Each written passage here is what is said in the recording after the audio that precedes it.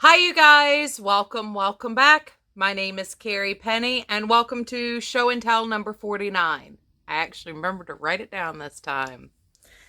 Um, it's been a fairly calm week.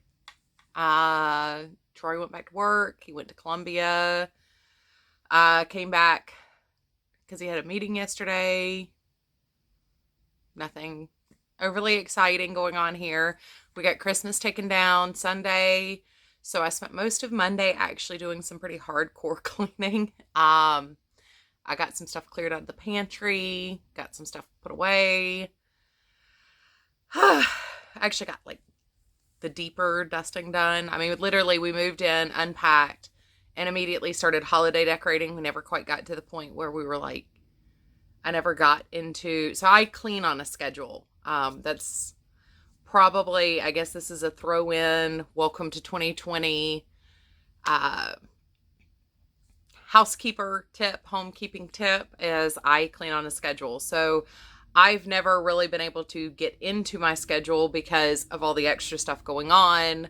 So this has kind of been my first week really trying to get back on my routine where I do bathrooms on Mondays and Thursdays, changing sheets on Wednesday, keeping the laundry just kind of going as a daily cycle, being able to sweep up and vacuum on a regular cycle. I mean, it's been just, none of it's hard, but you know, the first time you go in to do some of these, it's just like, ugh.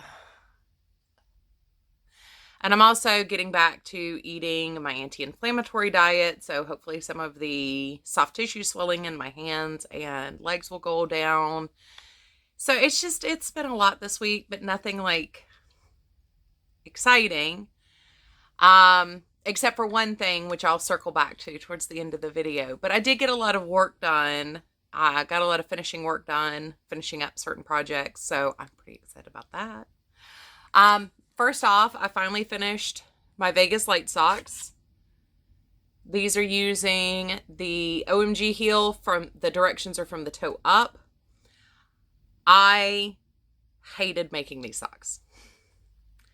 A couple of issues with them. I used a size 1 needle instead of my normal 1.5 or 2 US size 2 needles.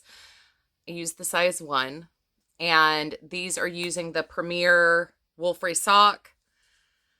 Big mistake. So it doesn't move very easily. And I couldn't figure out. So when I started them as 2 at a time. I think I was using 2 needles, not magic loop. And I couldn't tell if it was 2 at a time that I was having issues with. Then I moved to magic loop individual socks when I got to about right here. And just worked them in tandem up to where you do the heel turn. Still wasn't enjoying it. I did my heel and got turned. I moved them onto 9-inch circulars. Still wasn't liking working with them. Still couldn't figure out exactly why. Was it the yarn? Was it the needle? Was it the size? Yeah. I did all the foot with the Chow Goose, and I used my US size 1 Hayas 9-inch for the cuffs. Still didn't like it. Just was not. These were not fun for me. And when I was weaving in the ends on them, I realized the reason why I didn't like them is they were just too tight. I could hardly get the yarn through the stitches. The stitches are so tight. So it was definitely, they're just too tight. It's not a problem with the yarn. It's not a problem with the pattern. I've done the OMG heel before. I do like the way this works up. I think it's very easy to follow. I like the way it fits just fine. My heel's not such a weird shape that no heel works for me. I mean, I've got socks with the I have partridge heel, afterthought heel, proper cut in afterthought heel now. OMG heel. I mean, I've been playing with heels since I started making socks. And I think I've used probably about 5 different heels now. I still need to do, on my immediate list to do, is German short row and Fish Lips Kiss. Those are still on my list to try. But yeah, I just could not for the life of me figure out what my issues were with these until I wove in the ends and realized it's just way too tight for this yarn. So because it's wool free, it doesn't have any stretch to it. It doesn't have any give to it. It's very, very tightly spun. I don't actually have any of the leftovers sitting here. It's very, very tightly spun and plied, so they're going to hold up a lot better than a lot of acrylic socks would. That being said, I would definitely use a 1.5 or a 2. Normally I use a 1.5 or a 2. Lesson learned. The only thing, so I knit these.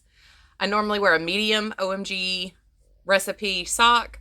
For these, I used the large recipe because I knew they were going to be, my foot's like right at the right size for the medium. So these do actually fit. I used the large pattern with the size 1 needle because I think that recipe actually calls for a size 2. And the other thing I did is I added this ribbing detail on the arch of the foot. I can't stand it when my socks bag at all on the bottom of my foot. It's a weird thing. I don't. So I do prefer my socks a little bit on the snugger side. So I did this just to make sure they stayed snug. Also, I have really high arches to my feet. And for some reason, when I have a sock with a ribbed bottom, and I got some my mom bought me or I got gifted somewhere along the line that had a ribbed arch. So I discovered just how much more comfortable that was. It didn't snag on any arch supports I put in my shoes. It didn't, so if you have shoes that are constructed with a very high arch support, you might have noticed that your sock kind of twist on around the inside of your foot. And it's because the arch creates just a little bit of drag across that arch area. And it makes your sock twist. Having ribbing in the bottom of the sock actually helps with that. So I decided for these to go ahead and put in the ribbing on the sole. So yeah, I'm really glad they're done. They're absolutely beautiful. I love them. They're not quite matched because the way the yarn is. They look kind of matchy-matchy and then you realize they don't match at all. Very, very happy with these being done. Did not enjoy making them, but I really like my finished product. So there's that. 7 minutes in and I've only talked about one thing.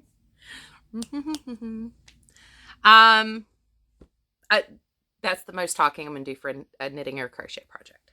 I promise. So the next thing is Christmas week. So blanket number 4, preemie blanket for my Advent project, was the Lemonade blanket from Karen Bloomberg's book. I will link the Amazon link down below, but it is also available at Barnes & Noble. Really enjoy this. I'm going to put that behind you guys because that's where my stack is for those. I need to go through my empty plastic totes from where we moved and start sorting what goes to the homeless shelter, what goes to the NICU, what goes to peds, what goes to... We still haven't picked a church yet. There is a church here, though, that has a very large knitting and crochet for charity group. So even if we don't join, move our membership to that church, I might still go to their meetings so I have a place to donate through. And they have their hands in a lot of different organizations. So it'd be a really great opportunity for me to more easily transition things out of the house instead of letting them stack up like I have. The next thing I did is I made a cowl using the Premier Nordica my husband got me for Christmas. You will notice that the row pattern is a little off. That is because I had a knot in there, and because I didn't know how long the transitions were, I went ahead and just joined where it was knotted instead of double checking the lineup on it, and I got my pattern a little off. But that's fine. I was originally making it for myself, but as I worked on it, I realized there's somebody I know who would really enjoy this, and I'm going to be sending her a whole bunch of dishcloths here shortly, and probably getting with her on what I want to give her grandkids. No, I got a scam likely call calling. We're just going to decline that now, aren't we? So yeah, my original thought was I would keep this myself because pink.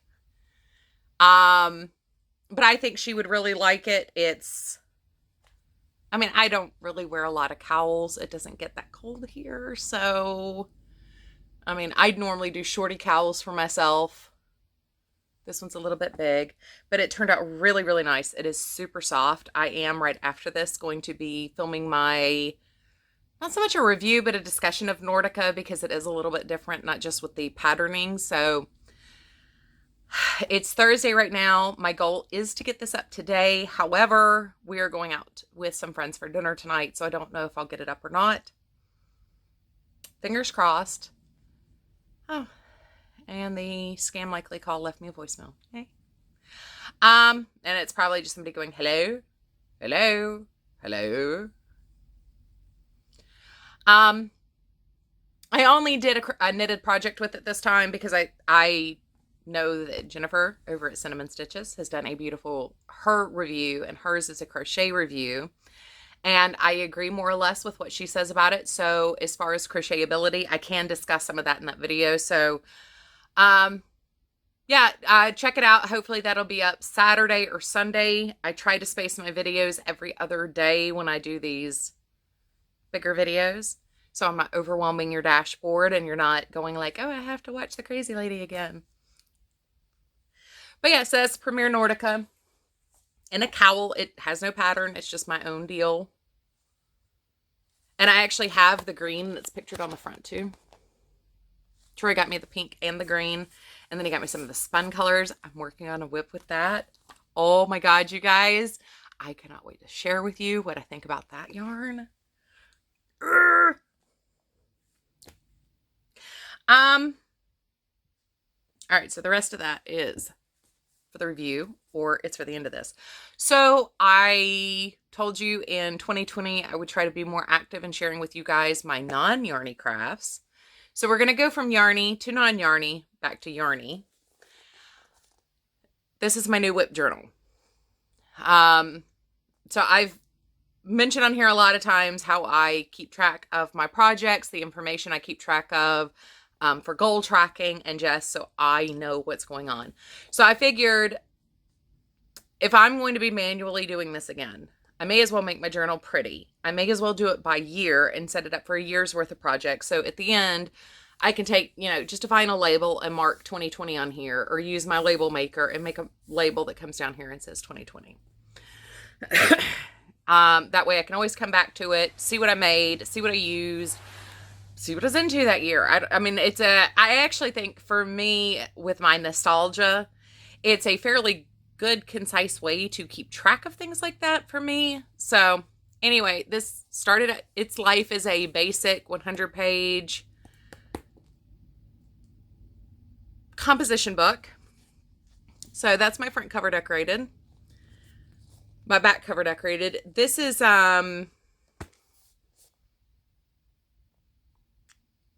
on, let me go grab the page and I'll tell you the right information. Funny thing is, most people don't know they're paper designers. I was right at who the designer was. It's I'd Rather Be Crafting by Lori Whitlock. It's produced by Echo Park. Echo Park / Cartabella is actually one of my favorite companies to buy paper packs from. I don't know why. Cartabella in particular, it's this yummy, almost watercolor texture and watercolor stiff cardstock. It's just really beautiful to work with. The Echo Park is a little bit more like the Michaels pads, where it's really good quality. It's a little bit stiffer. Sometimes can get a little cracking if you aren't very careful when you're bending pieces. So, something just to keep in mind as you're getting to know your cardstocks. Foils and a lot of these just stiff, heavy-duty cardstock kind of things can crack. So if you're doing some of the things I did in this, heads up. But yes, we've got the back. We've got the front. I tried really hard to use up the sticker pack as much as possible because I'm notorious for not using the stickers.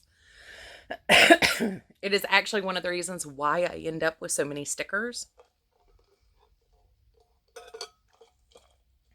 It's just marigold tea. Nothing interesting in my cup today. That's the front cover. I'm going to print out my goals for 2020 and put it on here. This is actually a little pocket. Yeah.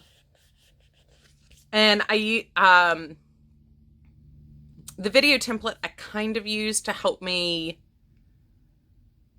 plan this out and think about the video that helped me think my way through this was the May Made It altered composition books on YouTube. If you go to the May Made It, oh shoot. Well, if you just search May Made It, her thing will come up. On her channel page, go to the video list or the playlist, and she actually has a playlist that are altered notebook journals. So I really took a lot of my inspiration for this from her cookbook. And actually my next 2 books will be cookbooks, and then I'm doing a faith and practice book. And I'll explain to you guys as I get those done, and how those are sectioned out and why they're sectioned out the way they are. But today we're talking about my craft journal. I really didn't know what to do with the papers that were writing themed, because the back of this one is this. So on here, that'll be my 2020 goals. Over here, I'm not sure what I'm going to track, because I actually put my tallies in each group. I might use this as a place to keep my Post-it notes, because I am the queen of Post-its. They are everywhere in my house and in my notebooks and stuff, because I jot down things all the time that I need to remember and stick them in the books they belong in. I love journals. I've mentioned this before, and I will say it again for the newcomers. I am a very analog person. I use a paper journal or a paper planner with a calendar and my weeks, days marked out. I cannot keep up with a digital calendar to save my life. I never think to look at it. If the alarm goes off, I just basically turn it off and walk away. So I miss a lot of stuff if I just use my digital calendar. And I've also had issues with things vanishing from my digital calendar. When I write pen to paper, they don't go away. So I am a very analog person. And the act of writing it out actually helps me to process information and remember it better than being told something, put it in my phone. So anyway, this is my first section, which is just my yarny finished objects. I do not count a project finished until all the yarn and pieces, I just got orange again, are in the item. So shawls can be done as soon as they're off the needles, but still need to be blocked. But like my poncho isn't done because I still have to sew all that together and border it. So those are my yarny finished objects. I did take washi tape and line every single. Let me just tell you, that was a And you will notice every single page has already been dated. The lines have been partitioned out. I've literally just got it prepped and set up and ready to go. But it's the finished object, the weight, and the yardage. Yep. This is the end of the section. So I've got my tallies of the things I tend to want to know how many of these I've made. I just stuck a little pretty in here. I've got my yarn bands that I've finished in here. Some of them I'm still using, but most of these are finished. Oh, there's the... Trying to reach around upside down, y'all. So this is the ball band for the Premier Wool Free Silk. Not that exciting to look at. And obviously this is a pocket here. And this is just a pretty on the pocket. So my next section here, on the back of that, this is a belly band just so I can slide notes to myself, receipts, things like that in there. This is my other finished objects. We're going to cover up these because we're about to talk about these. If you follow me on Instagram, you already know what they are. But other finished objects and their weight. And same deal, I've already gone through, numbered everything out. because this had a pretty here, I went ahead and ended the page early and set up the next page. If I need to continue, I can, but there are other things I want to keep note and track of. So I didn't fill out this section completely. I did do my tally on this side. And we have this pocket. And this is just another little pretty.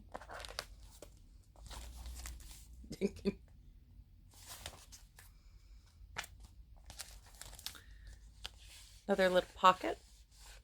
And this is with my information on projects as I go. So as I start a new project, I write in the information that I have. And I've got, I mean, I really, unless I completely rewrite a whole pattern, I generally only have 2 or 3 notes for a pattern. So that should be more than enough room for me. We've got my next little section here.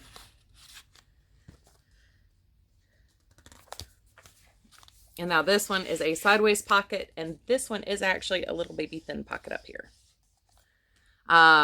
This section is just for information that I want to write down, yarns I want to buy in 2021, since I can't buy yarns now, things like that. And then on the back, we have this. And this is just another pocket. So, big finished object done, and it did take me a lot of work and a lot of energy. I've never done a altered composition book quite like this before, so I did have to think about it page by page. I couldn't really mass produce it like I do a lot of cards. I have started taking my scraps of this because I used a lot of this paper pack. I don't think it says. Kit contains 12 12 by 12 double-sided papers and 12 by 12 element sticker sheet. I have a handful of stickers left. I mean, like 3 left.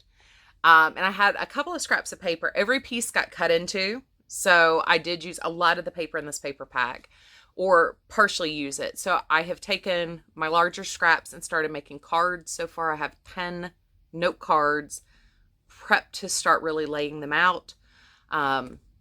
So I will have a couple cards left over from this project. Like I said, my next 2 are going to be cookbooks for me and my mom.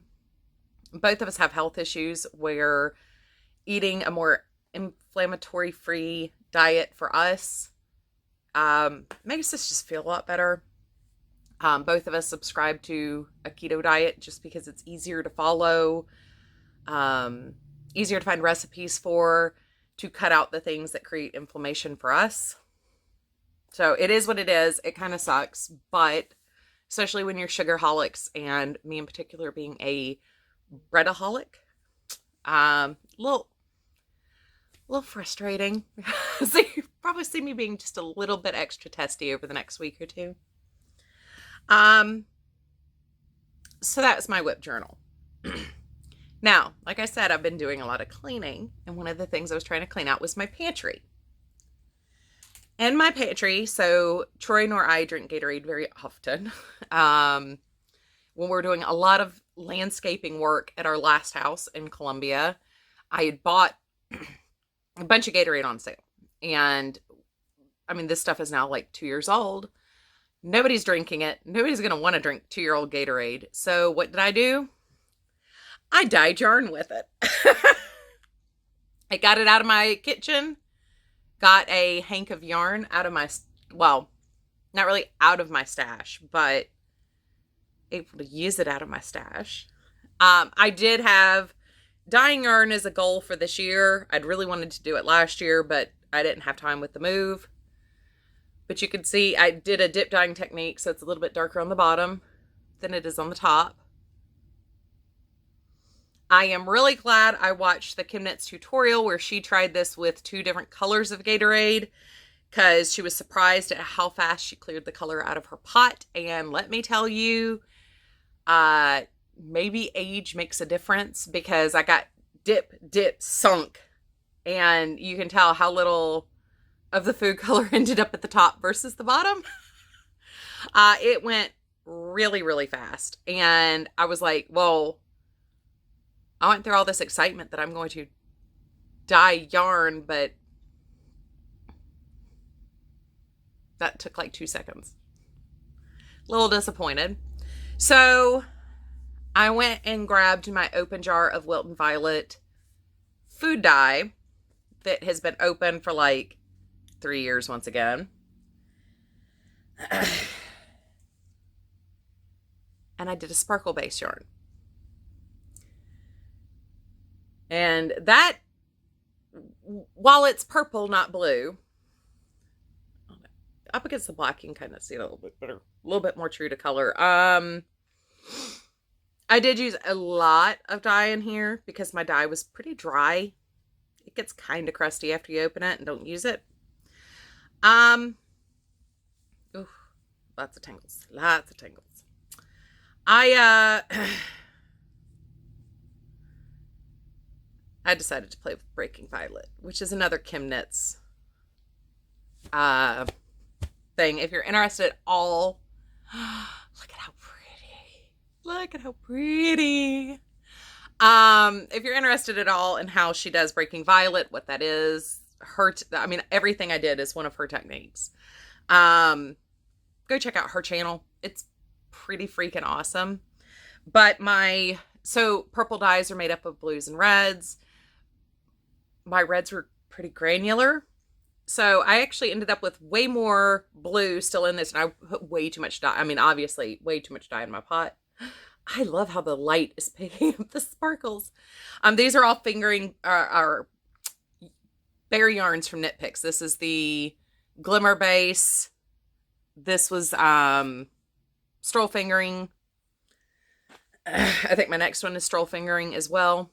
And then Wool of the Andes. But it did turn out really nice. But you can see, like, where I was having to scrub the red into the pot because it was, what did dissolve hung onto the pot and didn't really want to come in. But it gave me this really cool speckling. So I am totally, see, there's another bit of it. I am totally okay with the fact that this didn't work like I thought it would. But there are a couple of people I would have gifted this to, but I am not positive at how well this is going to hold up. It ran clear when I rinsed it. It should be fine. I am probably just being paranoid, but I'm going to make a pair of socks out of this, and then I will soak the socks because I've got a little bit more of the old one. So if I knit socks out of this, see how it holds up. If it's fine, it's fine. If it's not, it's not. I'll just toss it and won't use it again. I do have an unopened one though. I tried really hard to decorate cakes and cookies, and I just have no talent for it. So that is yarn number 2, which is still a cleaning project, technically. It got old stuff out of my kitchen pantry. The next one I did is another Kim Knits tutorial or technique that she tried. And this one is making a cake of yarn. And this is going to be a pain. Making a cake of yarn, putting every single pellet in a deluxe egg dyeing kit into the cake, submerging the cake on the stove. So when she first did it, she used a dry cake, put the pellets in, then put it on the stovetop. She's mentioned maybe trying to soak the cake next time. That's what I did. So on the outside, we ended up with some very muddy color, which actually is even prettier than what you're seeing here. It's a lot more dimensional and bright. But yeah, I mean, you can see where it literally goes, what goes from that to that very, very quickly. And I mean, there's still some like of the browns on the inside too. And then the center of my cake is this blue section with the little spots of green and orange and yellow. So this didn't exactly turn out how I wanted it to. I was going for all of this, and you're still not seeing the full dimension of it. You're still not on camera getting all of the reds that are coming through in person. I think my camera's just kind of holding on to the yellows and greens very heavily. Didn't quite turn out the way I wanted it to, but it's still serviceable. I think what I'm going to do, if I keep this one and don't gift it, because I do have a friend who said she really likes it. If I don't gift it to my friend, what I might do is cut out the blue section and cut off the outside section, make socks with it, because I only need 53 grams to make a pair of socks for myself, and save the other 2 because I don't hate these colors or the blues. They just don't blend or transition perfectly from here. So what I might do is just cut those out and then use them as mini skeins, because they're about 10 to 20 grams in there total. So there's that one. Well, when I pulled that out, you see what had happened is, when I pulled that out, there's still a lot of dye in the dye bath. And as the dye, or as I put my colander on top of the pot and let the cake kind of drain off back into the pot, a lot of dye continued to run out of the yarn, because it's a lot of dye for the yarn to take in very tiny sections. So I expected a lot of runoff. Obviously, there was a lot of runoff into the pot if the outside of it got that muddy brown to it. So I ran down here and I grabbed a dry hank of wool of the Andes and decided, well, you know, I'm a conservative crafter. I like to, you know, save money where possible, things like that. I'm going to create a dye mop and just see what happens, because if nothing else, I can over dye it. I can, if it's a really wonky color, I knew it was going to be a green tone, a green to brown kind of tone. And I was like, there's a really pretty brown that comes in the Wilton kits that's a copper. And I was thinking it might be kind of fun to play with like glazing with that copper color if this turns out like an ugly green, because then the brown with the ugly green would actually kind of transition it into more of an olive. But instead what I got is this gorgeous, yeah, you can see that. It's this beautiful tonal sage green that has these weird highlights and pops sporadically of oranges, golds, and yellows. I mean, you can see like there's a big patch of the oranginess. And as this was taking in color, I was still letting the other one drain just directly on top of it, because this was completely submerged. And I was just trying to get as much color out of it as possible. So this is a total oopsie hank of yarn. But I am ecstatic with how it turned out. I am utterly shocked at how beautiful that is just for an oopsie yarn mop. My favorite, of course, is the purple and blue, but I am really happy with how the green turned out. So yeah, I have officially tried yarn dyeing now. And it was a total fluke and accident that I just kind of was like,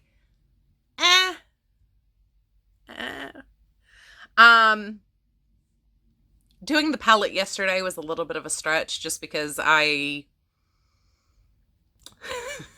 was not prepared with how frustrating it was going to be to try to use my nitty knotty to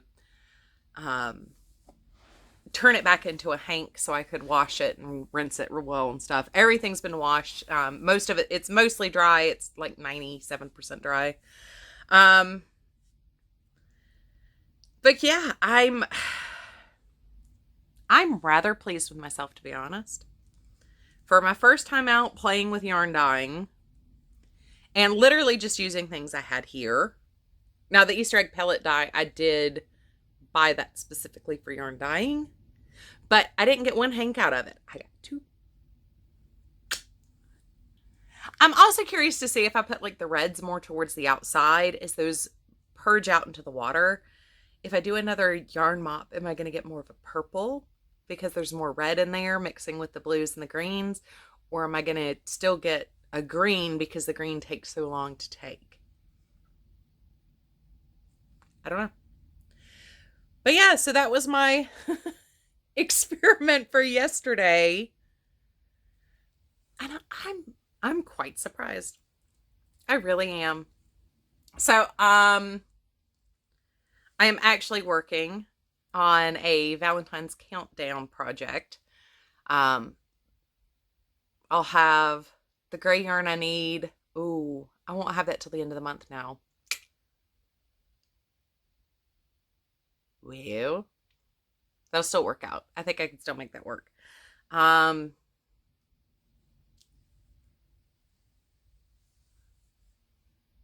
maybe not. I don't know. I'll have to think about it. Yay, brains. Anyway, I am working on a Valentine's countdown for myself. It will be very non-traditional, but actually help fit with my goals. So I will have something to mark off on Mama Kayla's yarn bingo, but in my own way, in my own style. Next week I should have a really pretty scarf to share with you guys. I'm very excited about this project, and we'll probably have another yarn review because of that video. I'm still working on my shawl with Debbie's yarn. I have my preemie blanket for the weekend between Christmas and Epiphany. So that'll make my 5th blanket for the Advent preemie blanket project. I've got that started. It's upstairs. I'm way behind. I missed a couple of days working on them. Yeah, I had it broken down to where if I did 3 inches of blanket a day, I could spend Saturday bordering it, start the next one on Sunday. I didn't keep up with that, so of course I'm behind. I did find my brother's Christmas gift, so those should have gone out by now, but of course I'm running behind. So hopefully those will go out either tomorrow or Saturday. Feels like there's something else I was going to tell you guys. Oh, I am participating in the 2020 Yarn Challenge. This is my submission for Crystal over at Chronically Crocheting's Stash Buster project for the year.